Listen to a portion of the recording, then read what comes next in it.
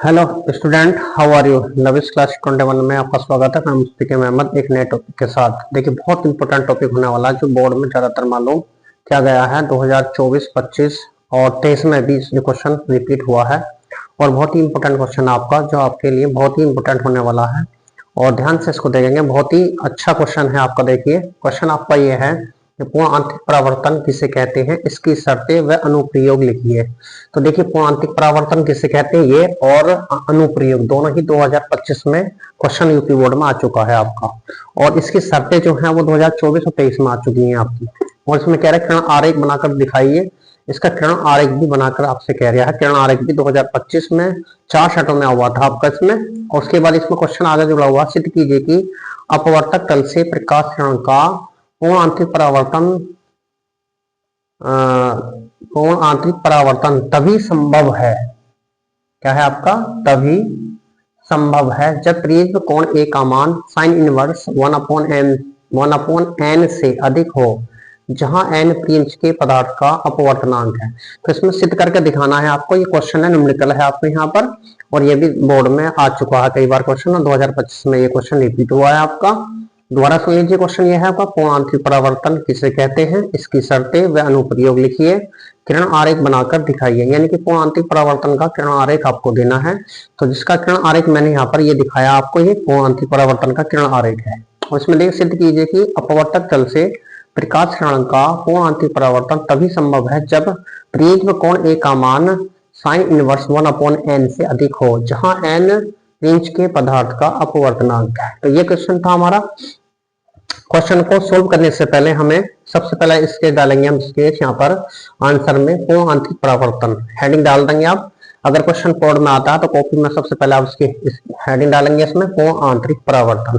अब पूर्ण आंतरिक परावर्तन होता क्या है तो इसको हम समझाएंगे। देखिए, इसमें जब प्रकाश सघन माध्यम से, यानी कि जब प्रकाश सघन माध्यम से विरल माध्यम में प्रवेश करता है या जाता है तो क्या होता है उसमें कि वह जब तो उसका आपतन कोण जो होता है वो क्रांतिक कोण से अधिक हो जाता है, जिससे क्या होना चाहिए, जब वो आपतन कोण का मान क्रांतिक कोण से अधिक हो जाता है तो प्रकाश जो है विरल माध्यम में उसका, यानी कि प्रकाश का पूर्ण रूप से परिवर्तित नहीं हो पाता और वह सघन माध्यम में वापस लौट आता है। इसी घटना को हम जो है पूर्ण आंतरिक परावर्तन कहते हैं। दोबारा सुन लीजिए एक बार, इसे फिर रिपीट कर देता हूँ एक बार इसमें, कि जब प्रकाश किरण या जब प्रकाश विरल माध्यम से, सॉरी, जब प्रकाश सघन माध्यम से विरल माध्यम में जाता है तो प्रकाश का आपतन कोण जो होता है, विरल माध्यम का आपतन कोण होता है वो क्रांतिक कोण से अधिक हो जाता है, जिससे प्रकाश पुनः परिवर्तित होकर पुनः विरल माध्यम में वापस आ जाता है। और प्रकाश की इस घटना को हम जो है पूर्ण आंतरिक परावर्तन कहते हैं। सघन माध्यम से प्रवेश, यानी कि किरण आरेख जो है हमारे पास जो होगा इसमें वो इस तरह से कंडीशन हमारी आ जाती है इसमें। तो ये थी इसकी डेफिनेशन। दोबारा सुन लेंगे, एक बार रिपीट कर देता हूँ।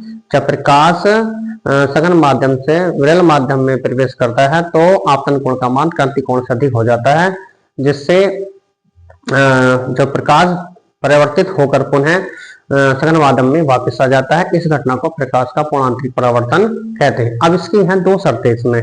दो, पहली शर्त क्या है इसमें कि हमने लिख दी पूर्ण आंतरिक परावर्तन के की शर्तें हैं। पहले नंबर 2 पर हमने लिखी है पूर्ण आंतरिक परावर्तन की शर्तें क्या है। अब शर्तें क्या है इसमें, प्रकाश का गमन होना चाहिए, प्रकाश का गमन सघन माध्यम से विरल माध्यम में होना चाहिए। ये पहली शर्त हो गई। क्या होगा, यानी प्रकाश जो है वो सघन माध्यम से विरल माध्यम में जाना चाहिए। ये पहली शर्त है। इसकी दूसरी शर्त ये है कि विरल माध्यम का जो आपतन कोण होता है वो विरल माध्यम के सापेक्ष सघन माध्यम के क्रांतिक कोण से अधिक होना चाहिए। ये दूसरी शर्त है इसकी। क्या शर्त बताई हमने इसमें? शर्त पहली इसकी शर्त ये है कि प्रकाश का जो गमन है वो सघन माध्यम से विरल माध्यम में होना चाहिए। ये पहली शर्त होगी इसकी। और दूसरी शर्त हमारे पास ये है कि जो विरल माध्यम का जो आपतन कोण है वो विरल माध्यम के सापेक्ष सघन माध्यम के क्रांतिक कोण से अधिक होना चाहिए। ये दो हमारे पास इसकी शर्तें थी हमारी। उसके बाद नंबर 3 पर आता है पूर्ण आंतरिक परावर्तन के अनुप्रयोग, यानी कि इसके अनुप्रयोग बताने हैं। तो इसका पहला सबसे इंपॉर्टेंट जो अनुप्रयोग हुआ है प्रकाशिक तंतु, यानी कि प्रकाशिक तंतु जो होता है वो पूर्ण आंतरिक आंतरिक परावर्तन पर आधारित घटना है हमारी। आपको आपसे कहने लगे पूर्ण आंतरिक परावर्तन की आधारित कौन सी घटना, उसका नाम लिखे तो आपको प्रकाशित तंतु लिखना है। और दूसरी जो घटना है इसका अनुप्रयोग है वह है हीरे का चमकना, ये हीरे में चमक होना, यानी हीरे में चमक का दिखाई देना, ये दूसरी इसकी घटना है आपकी। सबसे बात कर लेते हैं प्रकाशिक तंतु क्या है। देखिए प्रकाशिक तंतु एक ऐसी युक्ति है जो पूर्ण आंतरिक परावर्तन पर आधारित एक ऐसी युक्ति है जिसके द्वारा प्रकाश सिग्नल को, है ना, एक स्थान से दूसरे स्थान पर बिना ऊर्जा हाथ से प्रेषित किया जाता है। ये इसकी प्रकाशिक तंतु की डेफिनेशन है। क्या है प्रकाशिक तंतु, यानी कि यह एक ऐसी युक्ति है जो पूर्ण आंतरिक परावर्तन पर आधारित है जिसके द्वारा प्रकाश सिग्नल के, यानी प्रकाश के सिग्नल को, जो प्रकाश होता है उसका सिग्नल को एक स्थान से दूसरे स्थान पर हम बिना ऊर्जा हाथ के प्रेषित किया जाता है। ये और इसमें क्या होता है, इसमें एक लंबा पतला जो है वो बेलनाकार एक तंतु होता है जिसे रॉड कहते हैं, जिसकी जो व्यास होती है वो 10⁻⁴ मीटर की होती है। तो इस तरह से ये आपका अगला क्वेश्चन था आपका। इसमें मैंने इसमें बता दी, इसमें प्रकाश तंतु भी इसमें थोड़ा सा जिक्र कर दिया मैंने। और दूसरा अनुप्रयोग था इसका हीरे का चमकना। जो हीरा जो चमकता है वो पूर्ण आंतरिक परावर्तन के आधार पर ही चमक दिखाई देती है। उसके बाद देखिए चौथा पॉइंट है मेरे पास, पूर्ण आंतरिक परावर्तन का किरण आरेख दीजिए। तो पूर्ण आंतरिक परावर्तन का किरण आरेख ये है, यहाँ से प्रकाश चल रही है I1, ये आपतन कोण है, ये R है जो परावर्तन हो, विरल माध्यम में जा रही है, सघन माध्यम से विरल माध्यम में यहाँ पर। और यहाँ पर जो इसमें कंडीशन ए पर दिखाया है कि कोण I1 जो है लेस देन है क्रांतिक कोण C से, यानी क्रांतिक कोण बड़ा है यहाँ पर और आपतन कोण जो है वो छोटा है यहाँ पर। दूसरी कंडीशन में है कोण I2 बराबर है कोण C के, यहाँ पर जो आपतन कोण है वो क्रांतिक कोण के बराबर है। ये पूर्ण आंतरिक परावर्तन यहाँ पर हो रहा है, यानी कि I2 का मान जो है वो I2 बराबर क्या है, R बराबर 90 अंश। यानी कि जब आपतन कोण का मान क्रांतिक कोण से अधिक हो जाता है, क्रांतिक कोण कब होता है, तो उसका यानी कि जब आपतन कोण का मान 90 अंश हो जाता है। तो यानी कि यहाँ I2 का जो मान है वो यहाँ R है 90 अंश, यानी कि आपतन कोण क्रांतिक कोण से अधिक हो जाता है तो पूर्ण आंतरिक परावर्तन होता है। अब यहाँ पर दूसरी कंडीशन में है I3 ग्रेटर देन क्या है, कोण C के, यानी कि जो क्रांतिक कोण है उससे जो I3 जो है बड़ा है, जिससे ये प्रकाश कण यहाँ से चलेगी, यहाँ पर नीचे की तरफ आ जाएगी, झुक जाएगी।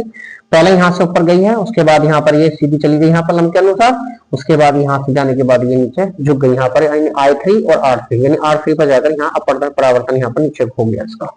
तो ये था किरण आरेख आपका पूर्ण आंतरिक परावर्तन किरण आरेख। अब इसमें जो है क्वेश्चन एक यह सिद्ध कीजिए कि अपवर्तक तल से प्रकाश किरण का पूर्ण आंतरिक परावर्तन तभी संभव है जब प्रिंच कोण का मान साइन इनवर्स 1/n से अधिक हो, जहां n प्रिंच के पदार्थ का अपवर्तनांक है। तो देखिए प्रिज्म के लिए यहाँ सोल्यूशन करेंगे, इसका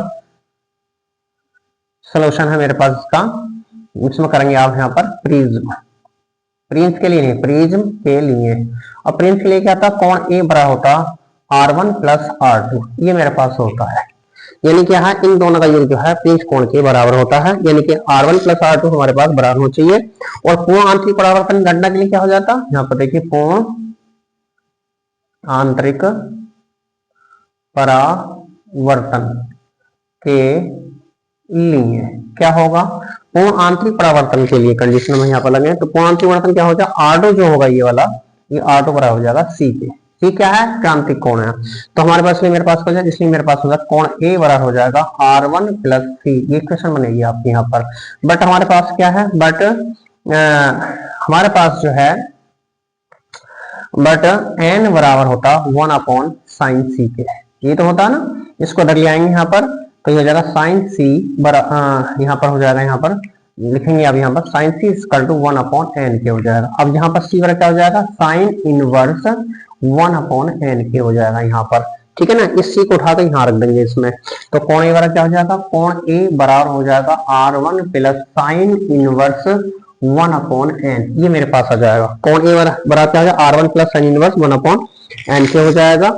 अब यहाँ पे जब कंडीशन ये आ जाएगी तो इसका मतलब ये हुआ जो कोण A है वो ग्रेटर देन किसका हो जाएगा, साइन इनवर्स 1/n से। यही मुझे सिद्ध करना था, प्रूफ डेट हो गया आपका यहाँ पर, यानी A जो बड़ा है वो साइन इनवर्स 1/n से बड़ा है, यही मुझे सिद्ध इसमें करना था। ये बहुत इंपॉर्टेंट क्वेश्चन था इसमें। और एक बात और है, इसमें कभी कभी इसमें कंडीशन ये आ जाती है, शर्तें तो आपकी बहुत इंपॉर्टेंट है, शर्तें याद होनी चाहिए। किरण आरेख इसमें कई नंबर का क्वेश्चन आपका था इसमें। और कभी कभी क्वेश्चन आ जाता है कि अपवर्तनांक और क्रांतिक कोण में संबंध लिखिए, क्या ना है, मान लीजिए टॉपिक में यहाँ पर कर देता हूँ, 5 नंबर डाल देता हूँ, अपवर्तनांक व क्रांतिक कोण में संबंध लिखिए। इसका संबंध आ जाता है, क्रांतिक कोण की परिभाषा भी आ जाती है इसमें, ठीक है नहीं। तो इसका जो आंसर होगा आपका इसमें वो होगा n बराबर 1/sin c, या इसको आप लिख सकते हैं ओवर करके यहाँ पर sin c बराबर हो जाएगा 1/n के। आप ऐसे भी इसे लिख सकते हैं। तो ये दोनों में अपवर्तनांक और क्रांतिक कोण में संबंध है। तो यहाँ पर ही मेरी वीडियो पूरी हो जाती है। और आपसे बच्चों, आपसे हर बार गुजारिश है कि हमारे चैनल को सब्सक्राइब करें, लाइक करें, शेयर करें। धन्यवाद।